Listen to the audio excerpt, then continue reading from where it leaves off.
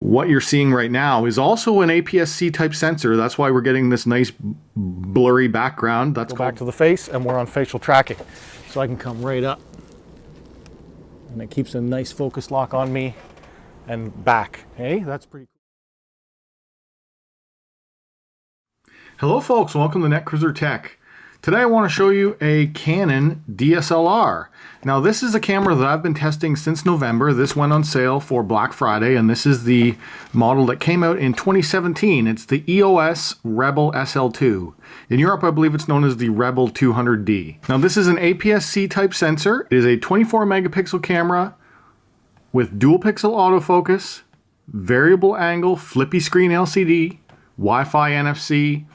It's very much a hybrid style camera where it's very good for shooting video as well as for taking pictures, because it also comes with one of the new EF-S, which is the EF mount stabilized 18 to 55 millimeter image stabilization stepper motor lens.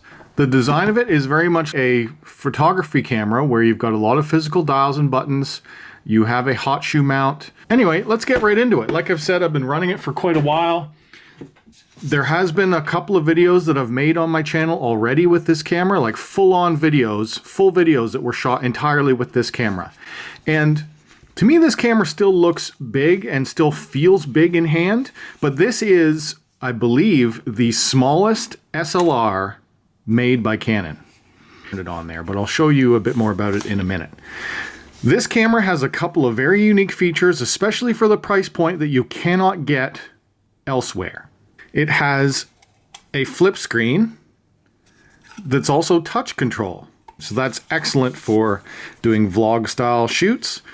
Very good to be able to see yourself. And while you may think that, oh, I don't really care about a front screen, even in a studio environment where you've got the camera on a tripod, it is useful to be able to look at the screen. It really bothers me and a lot of other people that the Sonys, the higher end Sonys, do not get a screen that you can see from the front. The other thing about this, since it is a DSLR, it has an actual optical lens type system.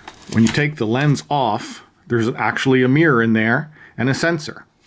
And there's a couple things that I've learned about that as well. So to put the lens on, you just line the white with the white. And this is the kit lens. This is the 18 to 55 millimeter equivalent. I believe that's an equivalent in 35 mil. But the zoom is fully manual, so you can actually zoom it out. This is fully a mechanical type zoom. It is not a motor. The focus is the stepper motor system. So the zoom is still analog with, I don't know, there must be physical gears or something in this lens. But the actual focusing system uses the dual pixel autofocus and the stepper motor for continuous focusing while shooting video, which is nice. Something I like about having the zoom be fully manual is how quiet it is. You don't hear that when it's in video, opposed to my Sony, which uses the current kit lens. And its power zoom, you can hear it. It's kind of crunchy. You can turn the in-lens stabilization on and off. Autofocus can be on automatic or manual. And overall, the kit lens is pretty darn nice. It's 18 to 55 mil equivalent. What we're shooting on right now is a 16 to 50. The other very unique thing about this camera, which is why I wanted to try it, is on this side, we actually have a microphone input.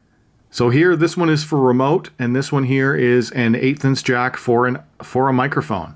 And in order to get a camera with this quality, with dual pixel autofocus, continuous focus for shooting video, microphone input, and a flippy touchscreen in an APS-C, prosumer grade camera, that is rare. So I wanted to try it out and see, is Canon better than the Sony that I've been shooting with for a couple of years now? What you're seeing right now is also an APS-C type sensor. That's why we're getting this nice blurry background. That's called bokeh, and that's what you want, or that's what a lot of people want, because it gives a very nice quality feel to the video where you've got nice subject isolation. This is nicely in focus and everything else in the background's out of focus. There's a couple of interesting features about this camera that I wanted to talk about, and a couple of downsides to it too for being a camera that was built in 2017. In the box, you do get a few things. You get all these caps, right, for the lenses. So this is the bottom of the lens. This is the top. This is the lens for the body. When you have the lens off, here's the lens cap. And Yeah, as soon as I saw this, I was a little bit disappointed. This means that the battery has to be charged externally outside of the camera. It does have, on this side of the camera, we have a mini HDMI and we have a mini USB. You don't see those much anymore, away from the mini USB port to the micro USB port, and nowadays micro USB port is being replaced with USB-C. So in my opinion, this port selection is about 6 years behind. Bottom you have your tripod jack, and the battery is LP-E17. It is a 1040 milliamp hour LiPo at 7.2 volts. And then it has a full-size SD card here. For physical buttons and controls, you have a lot of them. I'm not going to go over completely all of them, but you have this is a D-pad here. You got physical buttons here for zoom controls. We've got this slider system for setting modes. Most of the time I've got it on TV or artificial intelligence mode. I like this a lot. I like this little adjustment knob because we've got a knob here for zooming. I can set my ISO. I could set my ISO and exposure and stuff here. That's a customizable dial because on the back you do not get a ring wheel on the back. This is only a D-pad. And then the touchscreen is also, there's a lot of functions that are in the touchscreen that I was surprised with that you cannot do elsewhere. When you turn this on, there's two ways to turn it on. You can have it on, which puts you into picture mode, or you can go over one more and that puts you into video mode. When you go into video mode, the live screen view comes on. And then in order to start recording, that took me a while. You do not start recording with the shutter button, although that is configurable in the menus where you can turn that on. By default, the record button is this button up here. And what that does is that disables your viewfinder and moves it to the screen in picture mode. I'm kind of going to be all over the place with this review a little bit, but I just want to show you some of the things that trip me up right away. One of the odd, quirky things that I noticed right away is if you want to take a picture, if you go into your on mode, the screen is used for tutorial. You try and take a picture and it'll take it, but you never get to see it. Well, you get to see it after you've taken it, but you can't do a live view. In order to get live view to work, you have to press this button. Then live view works. That took me a while to figure out. That's in page 120. Speaking of that, this is the book that you get with it. It's not all English, but English is a good, probably quarter of it. And yeah, shooting movies is on page 136, and then how to actually use the rear screen was on page like 120. There's a lot of information in this book. Very good for if you want to learn some basic photography as well as some videography. So that's why the book is so big, because it does go through kind of like a course of photography and videography as well. Now, I don't shoot a lot of pictures, so for me, I just wanted to see what the video quality was like, and particularly there was two major features that I was interested in trying this camera for. One of them being it had microphone input, and second of all being that it has Canon's dual pixel autofocus, which apparently is best in industry. Sony's phase detect autofocus is pretty much on par. Hey Canon SL2, how you doing? Hi Sony, how you doing? NEX5R. Look at the crop difference. This is the same shot with the Sony versus the Canon. The 18 versus a 16 makes quite a big difference for handheld shots. Look at the crop difference. This is the same shot with the Sony versus the Canon. The 18 versus a 16 makes quite a bit different. The zoom is mechanical. Okay, this is on full auto now with the Canon Rebel SL2. Is it better? I don't know. It thinks I'm backlit, right? It thinks I'm backlit. That's not very good. I think we would want to be on some... Anyway, look at the size of it though. Like for vlogging, it's pretty overkill. But I wanted to mostly use it here in my studio and see what it's like down here. So far, this Sony is looking to be pretty comparable, even though this came out in 2012, 2013 or something. That's crazy. It has almost all the same features as this. If they had to put a mic input on this, I would be like, no problem, I'll just buy another lens, because that lens is starting to get all goofy. Now, when you were in video mode, like I said, we switch over to the dedicated video mode, and then you get access to the touchscreen. Interestingly enough, if you are shooting yourself, if you're shooting video like this in a selfie type mode, you cannot get at a menu by touching the screen. You can easily like track faces and stuff. That works great, but you can't get at the menu system from the screen. You have to give it the old reach around. In order to get menus to show up, you have to hit a physical menu button, and then you can go through all your menus. And there is a lot of stuff in here. Videos, this does shoot 1080p at 60 frames a second. That's its max quality. It shoots in an MP4 profile. It doesn't use Sony's fancy XVAC HD, or it doesn't do 4K. In the modes, there is, if you are the type of person that really wants to shoot in 24 frames a second, you can do full HD at 24 frames a second, 30 frames a second progressive. There's a couple of different options there. In shooting modes, you have adjustability for your servo type, servo autofocus, video snapshot. Where am I here? Menu. Oh, okay. So go back to the menu. You get shooting modes, playback settings, function settings, and display levels. If we go into function settings, this is where you have a bunch of different options here. I will say the menu system is very fast. The touchscreen is very accurate. I like the touchscreen a lot. It is very well done. Here's your playback settings. There's a lot of settings that you can change. I'm not going to go too deep in the menu system right now, but by default, I would say if you want to get this camera out of the box and shoot video, put it on the green A, which is the auto exposure, auto video, artificial intelligence mode, just until you learn what all the settings do. You can set this on full manual. This has a shutter priority mode or aperture priority mode, and you can use your dials and you can adjust all your settings. It is a powerful camera. But if you just want something where you're just running and gunning, having it on auto mode works for me. I want to show you some quality differences, so I'm going to swap cameras and then we'll show you some footage comparisons between these. All right, and now we are shooting on the Canon, and it does seem like the autofocus is a bit more advanced. It does track faster.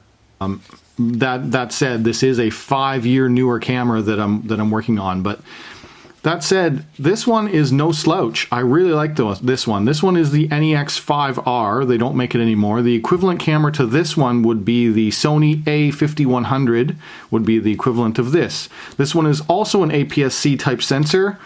Although, interestingly enough, Sony's APS-C is different than Canon's. Canon uses a 1.6 crop, and every other manufacturer uses 1.5.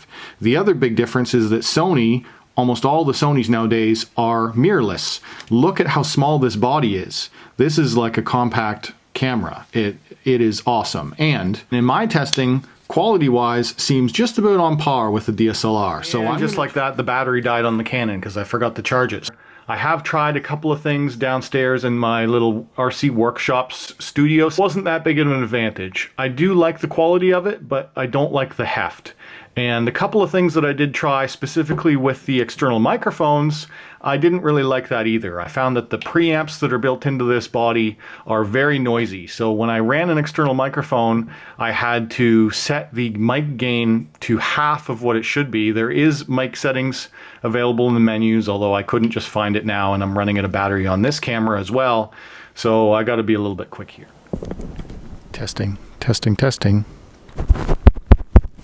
I can't listen to it back. Let's see if the mic input works at all. This is using my TRS to TRRS with the Rode VideoMic Me. So yeah, we're gonna see here. How does this audio sound? This is pointed towards me, pointed away from me, towards me. Test of the Rode VideoMic Me plugged into the Canon Rebel SL2 using the TRRS to TRS adapter. It's hard to monitor my shot because this flap thing is in the way. I feel like we're still a little bit uneven, but whatever.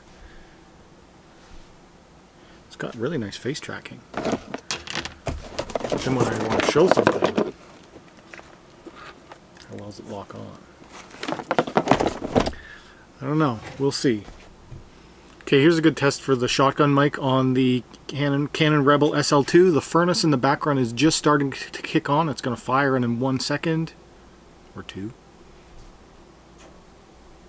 Igniting.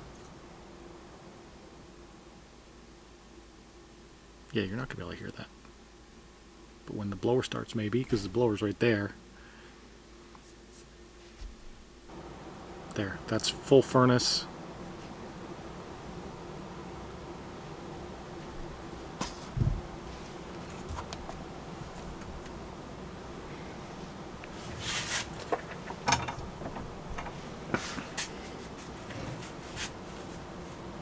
Testing. This is with a lav mic. Ooh. This is 18 mil. Studio lights are off. Camera's on auto aperture. Studio lights on. Oh, I get glare. I get glare on my whiteboard.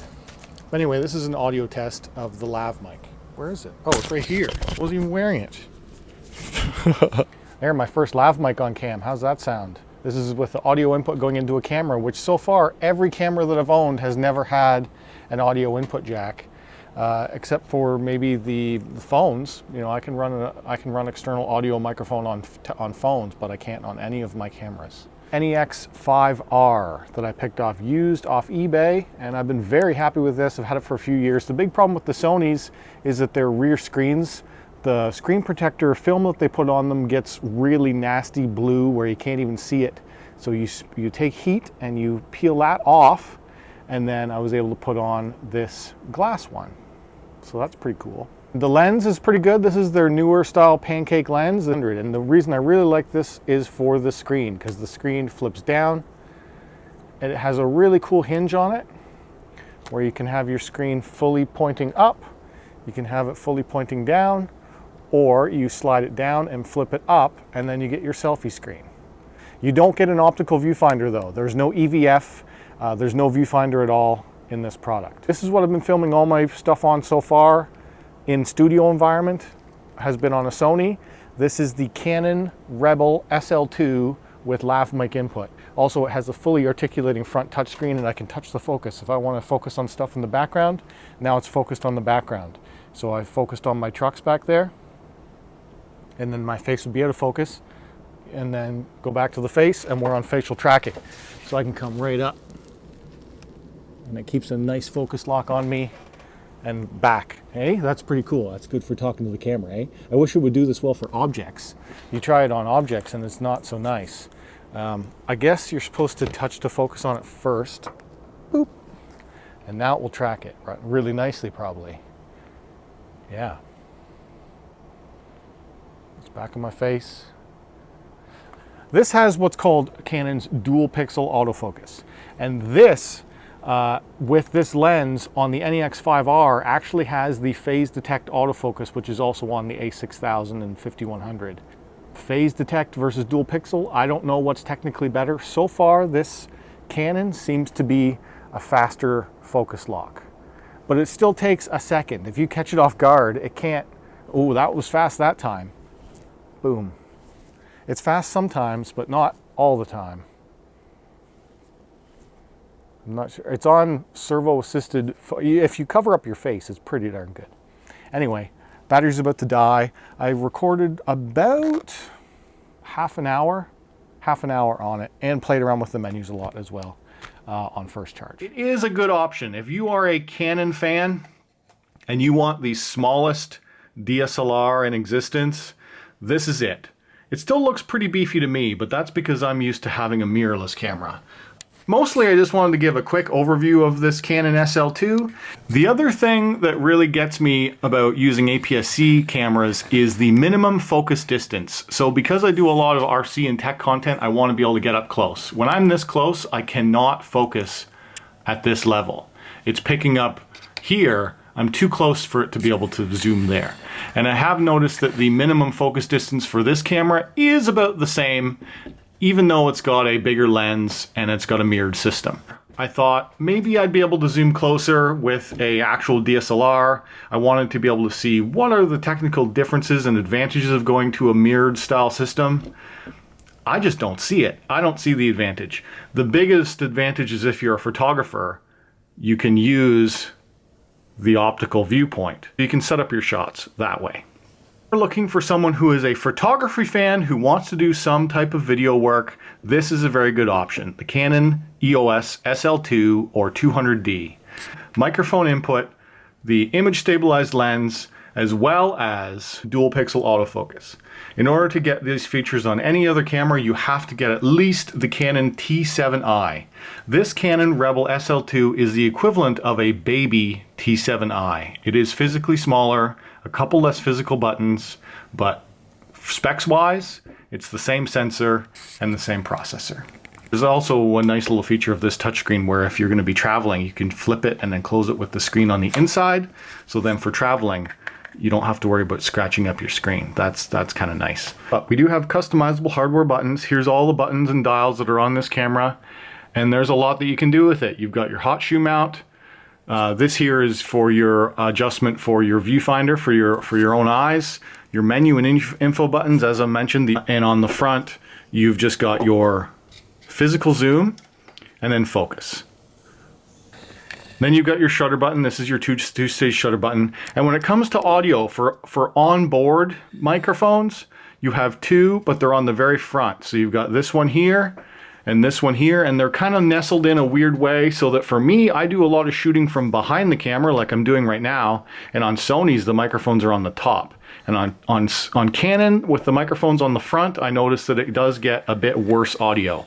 But the advantage of this one is that I can hook up external microphones.